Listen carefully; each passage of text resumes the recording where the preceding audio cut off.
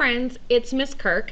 I am going to talk to you today about the 2019 argument FRQ, specifically what's overrated. And within that, we're going to actually be looking at student sample AA. And the goal is for you to be able to look at a strong writing and to identify some goals for your writing so that you can kind of replicate that as you move forward in the class. So, our learning intention is I'm learning what makes a strong argumentative essay so that I can create goals for my own written responses.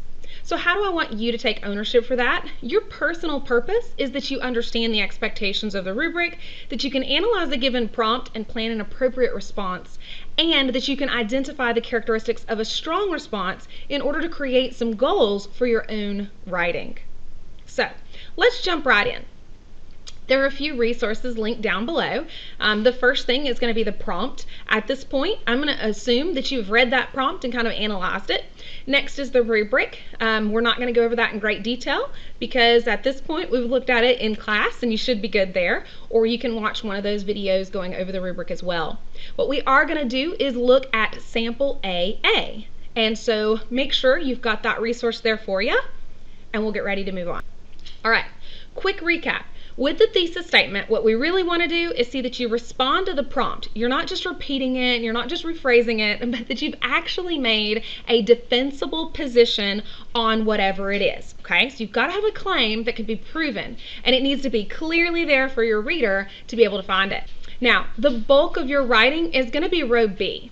Row B is 0 to 4 points, and when we're kind of looking at it, I think our goal needs to be at least a 1-3. I'd really like to see a 1-4-0 or a 1-3-1 or really a 1-4-1. But I kind of want to highlight the differences that I see between the 2 and the 3 and the 4 because that's where I have a lot of questions from students. Okay, so with the 2, you'll note that it says it provides some specific and relevant evidence, but there's not a clear line of reasoning established or the line of reasoning is faulty. So we're going to see a strong line of reasoning today, and we're going to look at that as we look through the essay.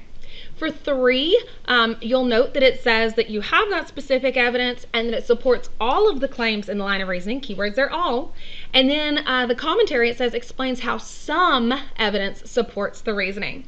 Whereas with the 4, it is consistently explains how that evidence supports it. So obviously the essay we're going to look at is a high scoring essay with the sophistication point in mind. Now there are 4 ways that you can get it. I lump the last 2 in together and say there's 3. You've got the nuanced argument where you're looking at the complexity and tension. You've got the implications and the limitations of the argument, maybe like broader context type ideas.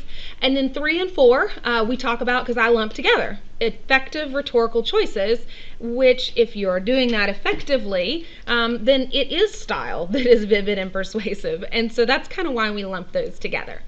Now, the sophistication point is one that people talk about it being like the unicorn, that you can't get it. But I think it's absolutely attainable. We just want to make sure that we're working at it from the very beginning. Now, I didn't mark it on there, but note down here the additional note. This point should be awarded only if the sophistication of thought or complex understanding is part of the student's argument, not merely a phrase or reference. So in other words, it needs to pull through the bulk of the essay and not be just like in your introduction or just in one body paragraph. So now that we've done a super fast review of the rubric, I want you to think about your prompt. You should already have it out and you have already annotated it. If you have not annotated it, feel free to push pause and do that now. But since we should have already done that, let's see what that looks like. So here is a sample from a student who's gone through and kind of marked the concept. The term overrated is used to diminish concepts, places, roles, etc. that the speaker believes do not deserve the prestige they commonly enjoy. Notice it drops down, gives you 3 examples just to kind of give you some background knowledge, and then it says select a concept, place, or role which you believe the term overrated should be applied. Okay, now in this particular draft, you can see up on the top on the left hand side, this person has come out and started with the aspects analysis. Now if you don't remember what the aspects are, you can review your notes or you can check back in those videos. So in this case, the audience, well, who is it? It's going to be the AP reader, someone who's an intellect, someone who values education, someone who works for College Board, that sort of person, right? So as a speaker, your question becomes, what do I need to do to get that person to come to the conclusion I want them to come to like support my call to action, right? Of course, your purpose is to convince them that blank is overrated, and your context is like, what's happening right now? Like, what relates to this? So sometimes students will say, this prompt is the worst because I don't know where to get my evidence. So we use an acronym in class, REHUGO, and we'll be looking at that as we move forward. And then we also use classical structure and Toolman within our paragraph. So you can kind of see that there's a fill in the blank of an outline. This person is going to kind of brainstorm some stuff and get going. Hopefully you've kind of thought about that as you move forward. Now, we are not writing this essay right now, so we're going to instead jump over and look at the actual student sample of the essay. And when we do it, this is kind of the strategy that we use in our class. So we're going to underline the intended thesis statement and the topic sentences. This is not an AP thing, but as an AP reader, I love it when students have underlined that because it lets us kind of see where their thought process starts and how it develops through their own line of reasoning. When you are looking at the red light strategy, you want to do direct quotes in red. Now, you're probably not going to have any direct quotes in the argument prompt, so you should be good there. In a yellow, you want to do your evidence, and then your commentary in green. Now, the idea behind the stoplight is you want it to be more green than anything else when you submit it. If you're not really sure where it fits, don't do anything. You can kind of look at that and break it down as you move forward. So what I'd like for you to do at this point is go ahead, if you have not done so already, push pause, and I want you to read and annotate that essay using the red light strategy, okay? So you're going to underline the thesis and topic sentences. You're going to do direct quotes in red, evidence in yellow, commentary in green. If you don't know what it is, do nothing with it, okay? Push pause, and then we'll come back here in just a minute when you're ready.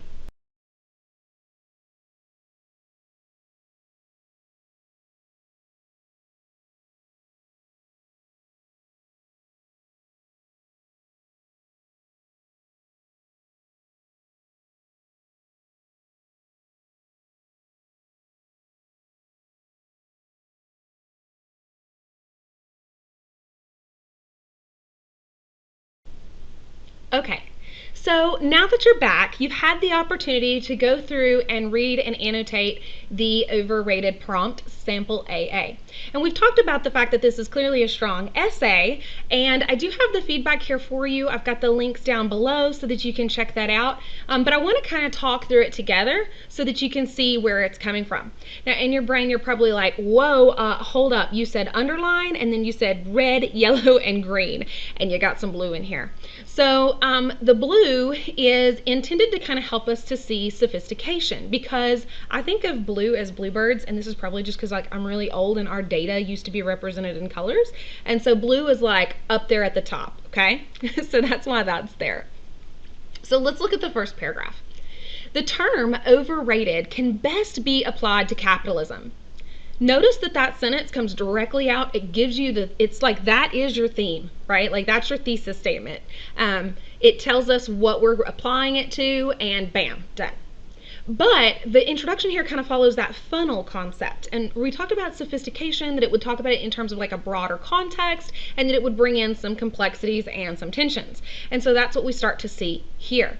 The term overrated can best be applied to capitalism. Capitalism is quite possibly the most overrated concept in the modern world. Propaganda from Western nations, namely the United States, have falsely made capitalism a synonym for freedom.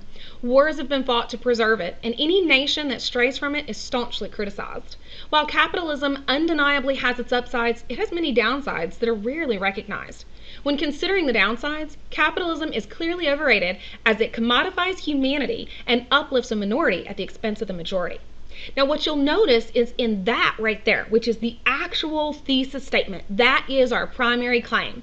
We've got two subclaims hidden. The first one is body paragraph 1 is going to talk about commodifying humanity, and body paragraph 2 is going to talk about uplifting the minority at the expense of the majority, right? Did you have that one underlined? Great. So, As we look at it, the next paragraph you can see very strongly. One of the key problems with capitalism is how it commodifies basic humanity. Okay? Underline it. It's my topic sentence. I can see the clear connection from my thesis to my topic. And now I need 2 pieces of evidence to prove this, okay? Because this is my subclaim. One of the key problems with capitalism is how it commodifies basic humanity. From a moral standpoint, it is wrong to put a price on human life because human life is worth more than even the highest price tag could express. Notice the way that kind of lifted it up. That it shows that your writer truly understands the rhetorical situation associated with this. Two of the main necessities to maintain human life are food and water. And recent situations regarding these necessities or commodities demonstrate the danger of their commodification. Here's some evidence. You ready? Very general here. Millions of people starve annually because they cannot afford food. This is not an issue of resources, but rather of distribution. Now we've got a little bit of commentary, but notice the way that the commentary goes to show us the complexity of the situation. The harmful and false notion bred by capitalism is that every man for himself makes people indifferent or even indignant about other people not having enough to survive. So notice how that pulls it up a notch, which can be seen in the US with opposition to food stamps. So it started out pretty general, but then it came down to a specific part in our little evidence. Regardless of personal beliefs, so here's some commentary, any society that has enough to feed its people but sees its people starve is failing. Now I think you can actually push that one up there too because it's showing a true understanding of the rhetorical situation. And then we have a signal for more evidence. Another clear failure to protect humanity occurred in Flint, Michigan. So now we've got a very, very specific thing. So you can kind of see it started a little bit general, it gave a more specific example, and now we're coming down to Flint, Michigan. Residents in this area were left without clean running water for years while the government and others in power sat idly by with the $55 million that has been promised to fix the issue. They only recently had their pipes fixed. So that's our evidence. Here's a little bit of commentary. And many have noted the problems with a government that can but will not help its citizens. Notice that links right back up there to the idea of having enough to feed your people but seeing them starve is a failure, right? So it talks about that commodification being a problem. Meanwhile, transition there, meanwhile, the government was allowing water companies such as Nestle to take resources from the area, which incited further public outrage. Again, that shows a depth of knowledge. It shows the complexity and tension. It lets you see even more of that picture. And again, it reiterates, any government or society that prioritizes profit over human life is broken. So you can see that there are a lot of little pieces in there, and of course we used the red light strategy there, but I want to kind of take us back and look at the outline of what we saw in that paragraph, okay? So your primary claim or your thesis statement is that it clearly is overrated. Capitalism is overrated because it commodifies humanity and then it uplifts the minority at the expense of the majority. So you can see the secondary claim here. That was the topic sentence for the first body paragraph. One of the key problems with capitalism is how it commodifies basic humanity. So that was your topic sentence, a very clear line of reasoning pulling it through. 2 pieces of evidence, MLA. Remember, MLA tells us if there's a 1, there's a 2, there's an A, there's a B. So we gotta have 2 pieces of evidence. So we have millions of people starved, which is not an issue of resources, but an issue of redistribution. Second major piece of evidence was Flint, Michigan. And it funneled those pieces together, right? Okay, so here's what makes this such a great essay to look at as our first essay. Are you ready? Okay, so with paragraph 2, and you're going to see it kind of as we look at it, it's going to bring in the minority, uplift a minority at the expense of majority, but the evidence is actually going to link back to the line of reasoning in the previous paragraph. And so this is a beautiful, beautiful way to see the line of reasoning and to see the complexity and the tension and quite frankly the sophistication of this writer's ideology. So another problem is that capitalism often uplifts a minority at the expense of the majority, making it unethical and immoral for our society. The evidence is the old saying of 99% of the wealth goes to 1% of the population. General again, bringing it back down to something specific. Flint, Michigan could be saved by Mr. Amazon himself. You ready to look at it? I know, you already read it. But let's go through now and see that second part of your essay, shall we?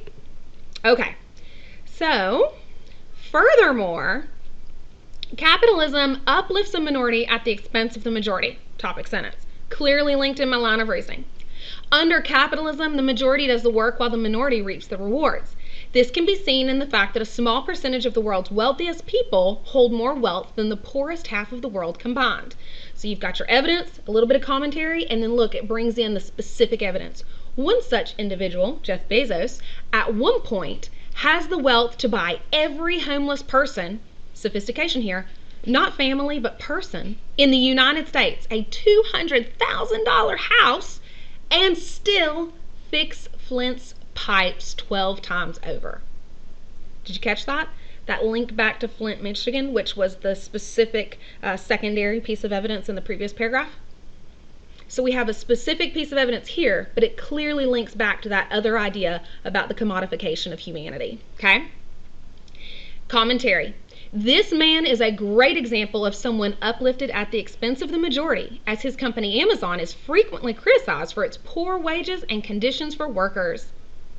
But it takes it a step further with his commentary, so this moves into that sophistication even more. Okay? Bezos could improve this as he could get every one of his employees off food stamps if he reduced his wealth by less than 1%, but he does not. Now, did you catch that food stamps? Do you remember that?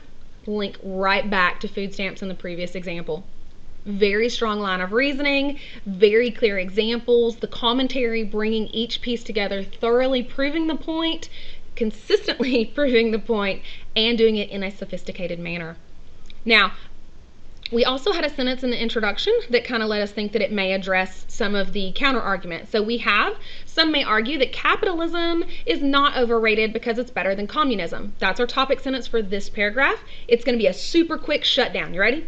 First of all, that's a false dichotomy that can be traced back to Cold World ideas that the only two systems are capitalism and communism.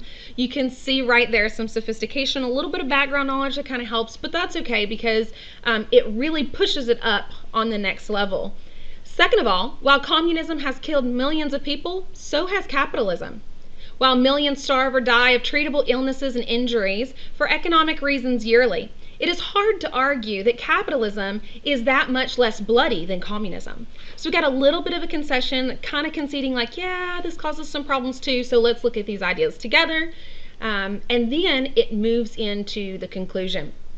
Notice it starts with a restatement of kind of those big ideas. It is clear that capitalism is an overrated system. It commodifies basic humanity and helps a minority at the expense of the majority. So we've reiterated our primary claim and our subclaims. However, that is not to say that capitalism does not have its upsides. Late-stage capitalism is inextricably toxic, but capitalism in and of itself is not necessarily harmful. It is possible to have free enterprise without sacrificing freedom, even if it is rarely seen nowadays. One should be able to criticize capitalism without entirely writing it off. I love the use of the rhetorical choice here. After all, if a system can't be challenged, how can it be improved? So you can clearly see the complexities and the tensions that are really used and really kind of explained in this particular essay. Now, hopefully, as you went through and kind of looked at this, you can go back, you can slow me down, you can make it go faster, however you choose to do it. But hopefully, you've actually gone through and looked at it in regards to what that essay actually is and how it is building a line of reasoning, how the evidence is strong, how the commentary links it, and then that sophistication as well. So, kind of where do we go next? Well, the feedback. So you can click the link below to see the score feedback. Of course, it is 141. This is from the readers. This is not something I made up. So you're welcome to click that link and get a little bit more information about it and use that to create your own goals for your own written response. So that said, remember kind of your goal that you were looking at was that you'd be able to, you wanted to be able to actually create your own goals using the successes in this essay to your own. So I want you to just kind of reflect on that for a moment. As you move towards the end of this activity, you annotated it and then you kind of saw my annotations and the analysis of it, and then you had access to the reader scores. So what was the purpose of this video? Did you achieve it? What are your next steps? as you go ahead and move to writing your reflection in your learning journal, I hope that you have a wonderful day. If you have any questions, please feel free to put that in your learning journal. You can also send them to me directly and reach out at any point. We can discuss them in class. And if you have any questions, those of you who found this video and you are not in my class, I am Stephanie Kirk. I have had people reach out in the comments before. I'm not the world's greatest at following up on the comments here on YouTube. So if you have found this and you are not in my class, please feel free to reach out to me on Twitter at Kirk's Corner, and I will get back to you as soon as possible. That said, I hope that you have a wonderful day. I hope you found this video very beneficial, and I look forward to seeing you in class. So, bye friends.